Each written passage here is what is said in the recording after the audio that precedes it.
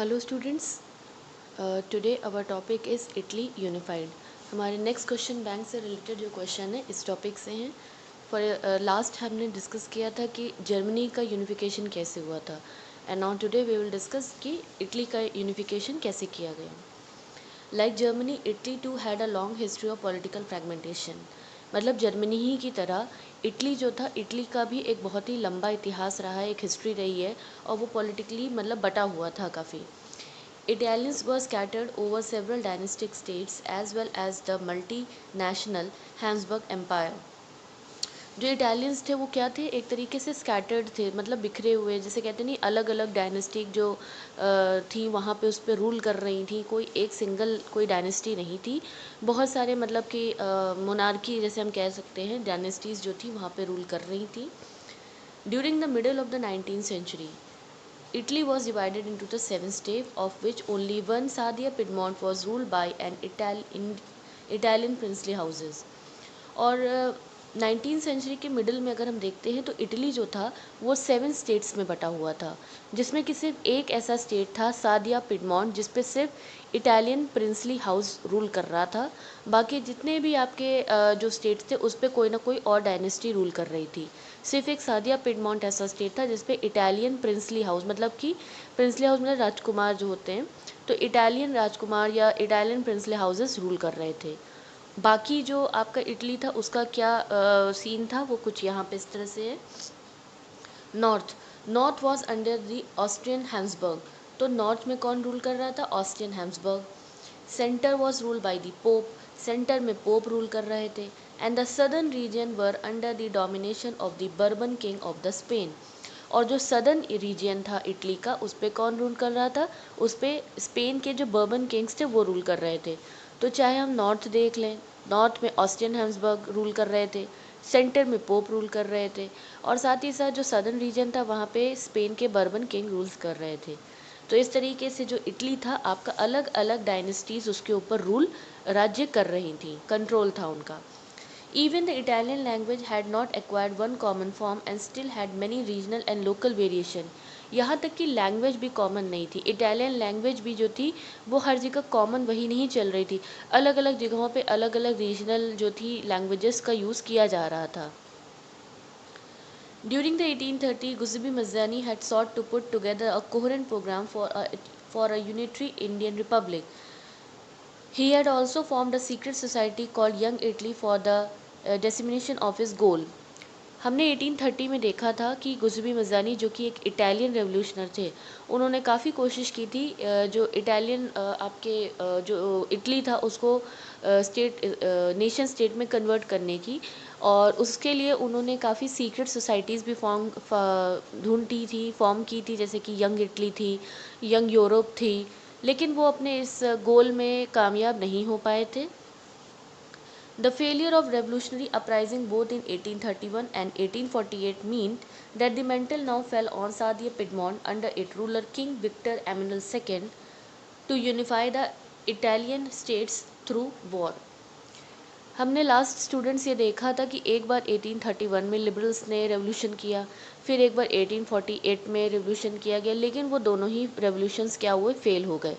तो ये जब दोनों ही रेवोल्यूशनरीज़ का जो ये अपस्विंग, मतलब ये जो इन्होंने कोशिश की थी, ये फेल हो गए, तो सारा का सारा भार किसके पर अब आ गया है, सादिया पिडमॉन्ट पर आ गया है। और यहाँ के जो किंग थे वो कौन थे, वो थे विक्टर एमैनुअल सेकेंड। तो इनका क्या काम था, इनके ऊपर सारा भार है कि अब इनको इटालियन स्टेट्स को यूनिफाई करना है, जोड़ना है। कैसे जोड़ेंगे, वॉर, लड़ाई लड़के, वॉर लड़के, युद्ध लड़के, इनको ये सारे काम अब करने थे। In the eyes of the ruling elites of this region, a unified Italy offered them the possibility of economic development and political dominance. और यहाँ पर जितने भी रूलिंग एलाइट्स थे, मतलब कि जो इटालियन स्टेट्स पे रूल कर रहे थे, उनकी नज़र में अगर यूनिफाइड हो जाएगा इटली, अगर इटली एक तरीके से यूनिफाइड हो गया, जुड़ जाता है, तो क्या होगा, उनको ऐसा लगा, उनकी नज़र में उनका मतलब ये था कि अगर ऐसा काम हो जाता है तो काफ़ी पॉसिबिलिटी है कि मतलब इकोनॉमिक डेवलपमेंट हो जाएगा, आर्थिक विकास हो जाएगा, और पॉलिटिकल डोमिनेंस भी हो जाएगा, मतलब पॉलिटिकली भी उनको काफ़ी फ़ायदा मिलेगा। Chief minister Cavour who led the movement to unify the region of Italy neither a revolutionary nor a Democrat.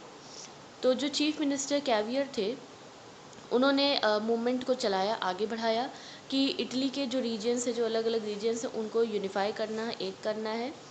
वो मतलब ना ही एक इसमें इनके बारे में कहा गया कि वो एक ना ही रेवोल्यूशनर थे, मतलब ना ही बहुत बड़े क्रांतिकारी थे, रेवोल्यूशनर थे, ना ही डेमोक्रेट थे।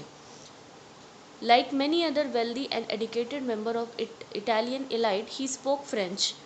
और बाकी जो इटालियन एलाइट्स थे, इटालियन एलाइट्स का मतलब जो आपके इटली के जो बहुत ही जो राजसी परिवार से बिलोंग करते थे, तो इटालियन एलाइट्स की तरह वो भी जो बहुत ही वेल्दी मतलब बहुत अमीर होते थे और एडुकेटेड पढ़े लिखे होते थे, तो उन्हीं की तरह कैवियर जो थे वो भी फ्रेंच भाषा का बहुत अच्छे से यूज़ कर लेते थे। मतलब इटालियन लैंग्वेज से ज़्यादा वो किस भाषा को बोल लेते थे अच्छे से? फ्रेंच भाषा को बोल लेते थे।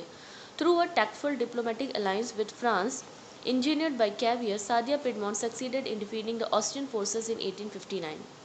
तो अपने बहुत ही टैक्टफुल मतलब बहुत ही नीति बनाकर अच्छे से बनाकर उन्होंने क्या किया, कैवियर ने फ्रांस की मदद ली और सादिया पिडमोंट कामयाब हो गया ऑस्ट्रियन फोर्सेस को बाहर निकालने में। 1859 में फाइनली इन्होंने ऑस्ट्रियन फोर्सेस को बाहर निकाल दिया, क्योंकि हमने पढ़ा था कि ऑस्ट्रिया हैम्सबर्ग कहाँ रूल कर रहा था? नॉर्थ में रूल कर रहा था।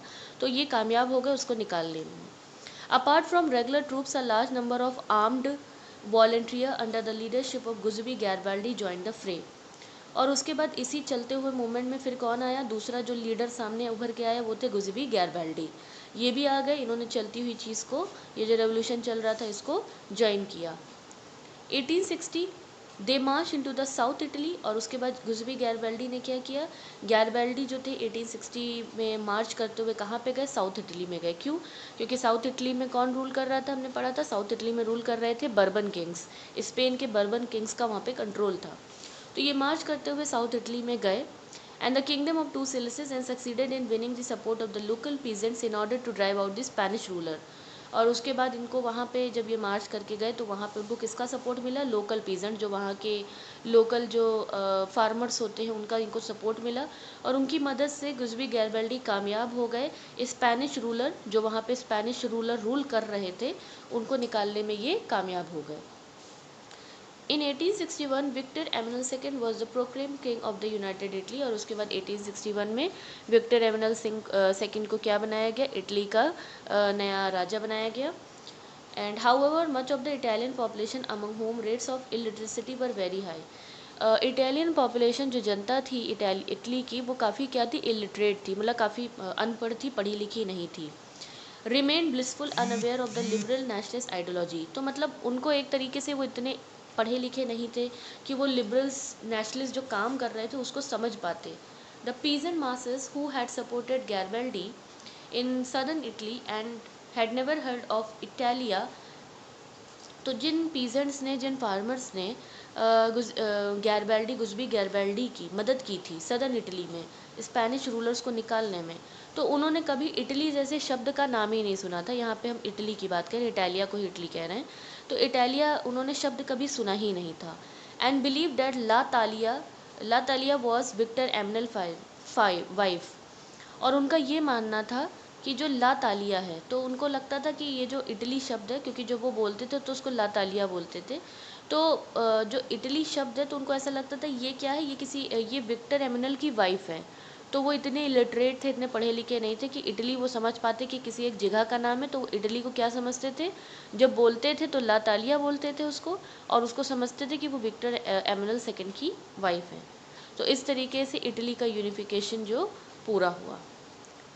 And on the basis of this discussion I have given you certain question in the question bank which you have to solve it. Thank you.